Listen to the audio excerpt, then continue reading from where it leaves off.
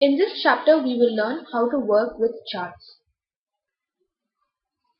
A chart is a visual representation of numerical values.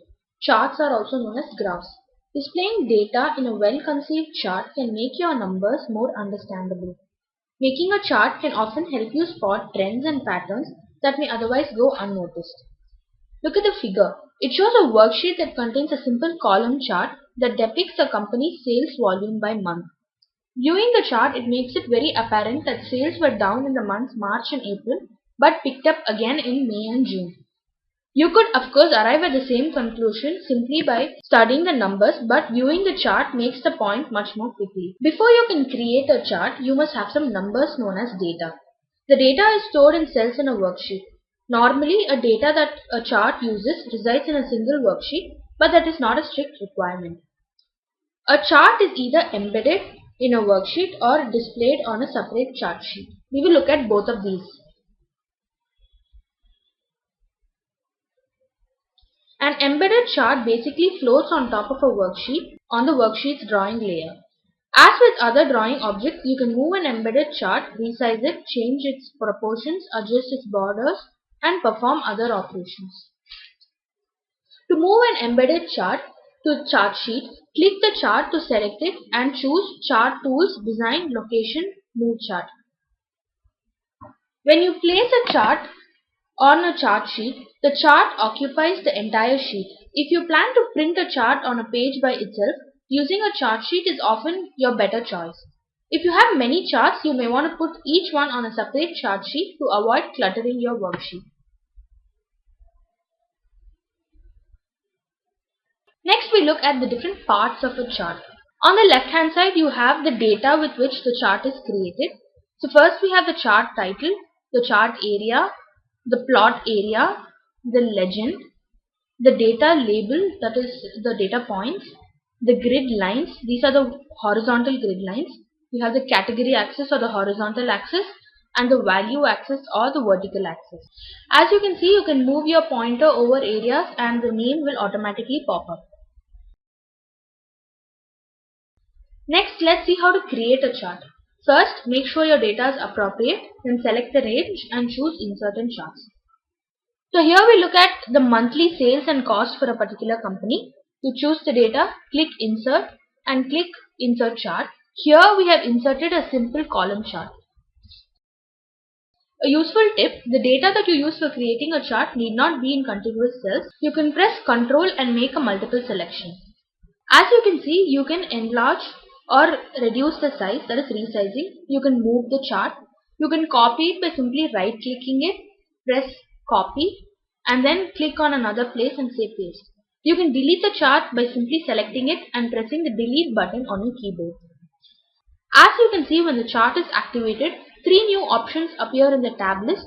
Now we will explore these. First, click on Design. As you can see, there are a lot of options given under chart styles. You can choose any one of these depending on how you want your chart to look. Then there is the Move Chart option, using which you can make the embedded chart into a chart sheet. Next we have the chart layout. So for every chart type you have different layouts. These layouts give variations in the number of elements that are present and the positions in which they are present. You can choose the option which closest matches your expectations and then customize it further. Another point here is the chart title can be linked to another cell. Here for example we link it to the cell monthly sales, that is C2. And you will see that when C2 is changed, automatically the title changes in the chart.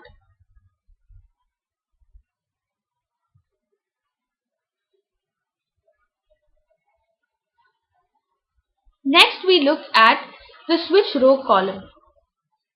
Here you can see that the sales and costs have become the horizontal axis and the months have become the legend. Here you can see a save as template so that you can save your customized chart which can be used for further charts. Then you have the change chart type. Here you can look at a list of all the charts available and choose the one that is most appropriate. Next we look at the layout tab. So first here you can see that there is a drop down menu which lists all the elements on the chart. So you can use this to select a particular element on the chart and then say format selection to format that particular element. You can insert pictures, shapes and text box as well. So here suppose we want to specify that the chart is for a particular city. We insert a simple rectangle and type out the city's name. Here you can see that format options have appeared for the shape. Next we also look at how to insert a text box. Suppose you want to say that the chart or the particular project has been completed by a particular person. So for this we can use a text box within the chart area. Here you can see chart title. It can be centered or over the chart. Next you have the axis title. So you can position it, the horizontal axis, change it, and here you can also make the vertical axis label horizontal.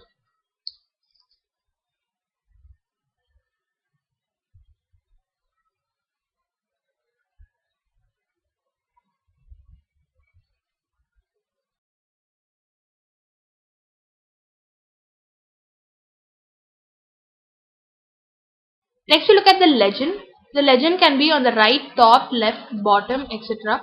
according to your necessity. Next we look at data labels. The data labels can be specified either the center at the outside end or the inside end. You can also change the position of the data labels of particular series as you want. But if you feel it's too clustered, you can also include the data table at the bottom instead of data labels.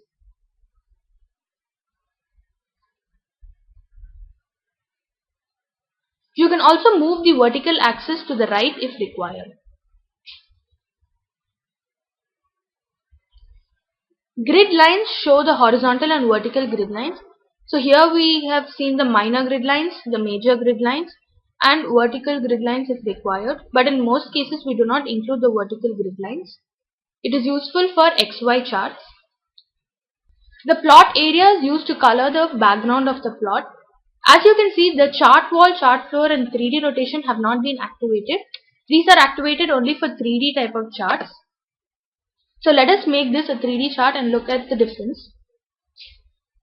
You can see that the three options have now been activated. So you can use the chart wall option to format the chart wall, chart floor option to format the chart floor.